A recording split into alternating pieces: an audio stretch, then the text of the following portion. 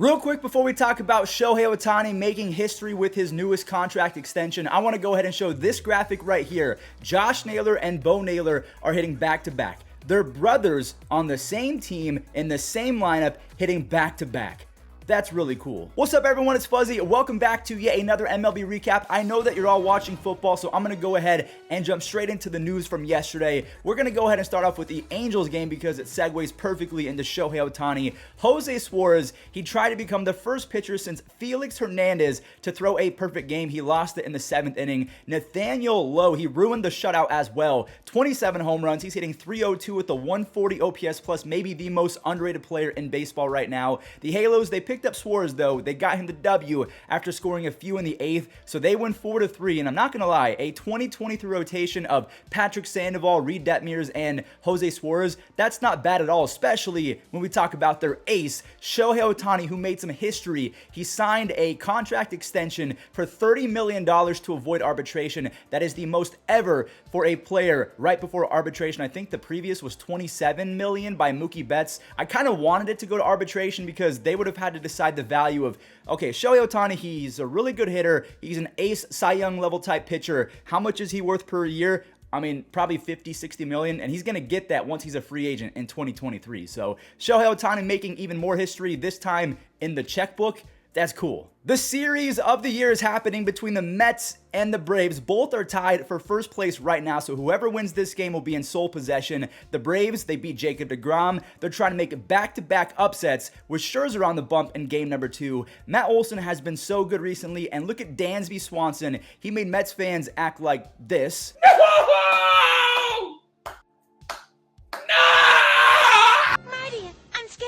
Frank the Tank was not happy, and then Matt Olson, he went yard again, so he is now hitting .409 with 4 home runs over the last 7 games. Jansen now has 39 saves. He sends the spiraling Mets out of first place, and the Braves are now in sole possession for the first time this year for first place. And Brandon Nimmo, after the game, he was asked about, what was that noise? Sorry, that was my screen time. It is up 17%. I need to get off my phone. But yeah, this was Brandon Nimmo's response after a reporter asked how he and the team felt after they lost both the Jacob deGrom start and Max Scherzer. Feels terrible. Yeah, feels terrible. Those are our guys. You know, those are our best shots, and you know, they stuffed them in our face. So you know, it doesn't feel good.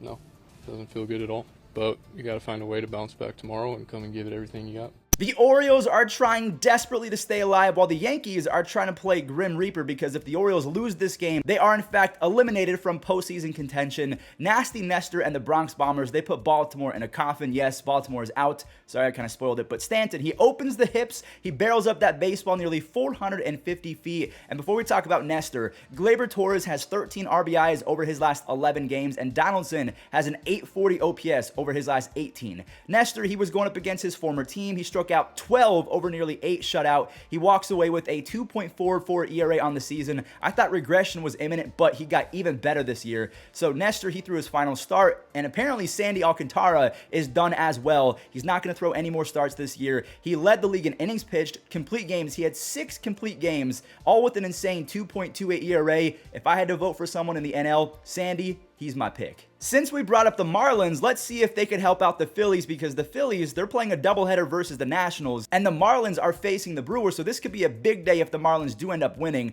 Peyton Burdick had Phillies fans feeling pretty good, but over the next 8 innings, Milwaukee ended up coming back to steal the lead, but the heavens opened for Philly fans as Miami scored 2 after an error in the 9th inning, so the final inning, Miami takes the lead, and they get the W after Richard Blyer had his first save of the year. So let's see if the Phillies can capitalize. Oh my goodness. Joey Meneses, the 30-year-old phenom rookie, he cleared the bases. He has a .333 batting average and a 173 OPS plus. Luke Voit hit a home run. Meneses hit a home run. And Luis Garcia made it 13 runs on the day. He had 5 RBIs. So, of course, the Phillies do not capitalize in game 1, but it was a doubleheader. And at this point, both Milwaukee and Philly were tied for the final wildcard spot. So the Phillies, they have to step up after getting embarrassed. And there it is. Schwarber, he rallied the troops. That's his 43rd home run of the year. Alec Bohm hit a 2-run. Bohm, Marsh, and Matt Vierling joined in on the fun with some long balls. And Schwarber, he teed off for his 44th home run of the season. Noah Syndergaard, he threw 5 shutout as the Phillies, they are just barely staying alive at 1 1 game ahead of the Brewers. Now we're going to talk about another potential playoff team because the Padres' magic number is down to 1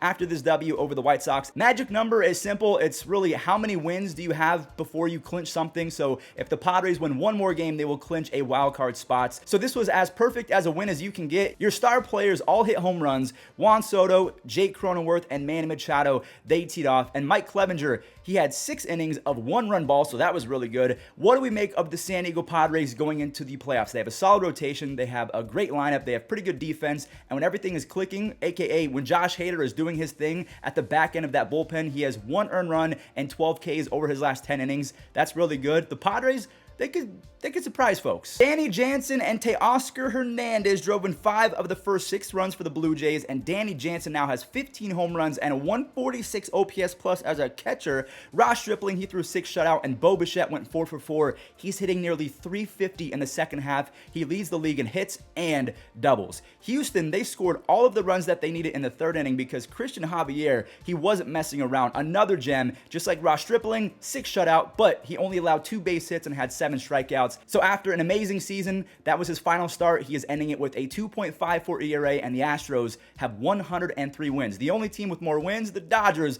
they now have 110 wins. The first team in the National League to win that many games since 1909. Fun fact, Joey Gallo's sac fly in the 7th inning was only the 3rd sac fly of his 8-year career. One of the craziest stats ever. I mean, for context, Aaron Judge has 5 sac flies this year alone. We're going to go ahead and move on to the Pujols and the Cardinals absolutely feasting on the Pittsburgh Pirates and the poor rookie Luis Ortiz. Corey Dickerson poured salt in the wound with a grand slam. Arenado, his MVP level season continues. He has 73 extra base hits, a 155 OPS plus, and almost 20 defensive run saves, a 20 DRS. He has been insane. Dre Jameson, every time I say that name, it reminds me of the dude from Spider-Man. I think Joe Jameson, something like that. I don't remember, but he continues to show Arizona that he belongs in the 2023 rotation. He struck out 7 over 6, allowing only 2 runs, while the offense, they teed off for 7 runs. Dre, I'm not going to lie, he kind of reminds me of Luis Castillo because he throws a hard sinker and he has a pretty devastating changeup, and the follow-through is pretty similar as well. Luis, he was shredding yesterday, 8 strikeouts over 6. He's gotten even nastier since being traded because the strikeouts are up and the walks are down. Seiya Suzuki, the rookie, now has 14 home runs. He won it for Chicago. He's not going to win the Rookie of the Year, but 38 extra base hits, a 120 OPS plus, and 107 games. That's still pretty good, but right now I would give the advantage to probably O'Neal Cruz, Spencer Strider, and Michael Harris II. The Royals lineup and Chris Bubich, they spoiled Bo Naylor's debut, the brother of Josh Naylor. Kansas City, they hit a bunch of RBI extra base hits, and Drew Waters, I'm not going to lie, he has been very impressive. I have a feeling he is going to destroy Cleveland for the next decade or so, just like Salvi. Salvi now has 47 extra base hits and 76 RBIs after missing 44 games. He has really good offensive production for a catcher. And last but not least, Javier Baez and Eric Haas, they led the Tigers over the Twins. They have been the 2nd best team in the Central for a few weeks now. I hope that they're healthy going into 2023. I'm hoping that Casey Mize, Tarek Skubal, Spencer Turnbull, they all come back healthy because the Tigers, they do have the makings to be a decent team. Well, everyone, that does it for today's recap. I tried to speed it up a little bit today because I know that football's on and you guys are enjoying time with family and friends. So thank you all so much for watching and enjoy the Web Gems. Harris comes in. Harris is able to stab it out of midair. He's going to be a good one for a long time. Michael Harris, signed retired. Sharply hit, but Newman, a good play. And Kevin Newman. There you'll see it. That line drive, the jump, the dive, the grab, the plant and throw. Runner goes, swing and a miss, throw down, it's in time. And Bo Naylor guns down his first would-be base stealer. Line drive, right center field. Leaning, and there's Reyes.